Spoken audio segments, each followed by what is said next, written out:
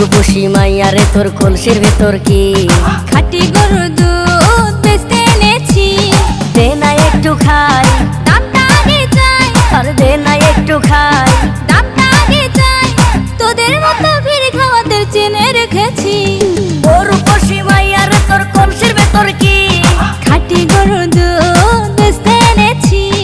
ও রূপসী মাইয়ারে তোর কলসির ভেতর কি খাঁটি গরুর দুধ বেচতে এনেছি।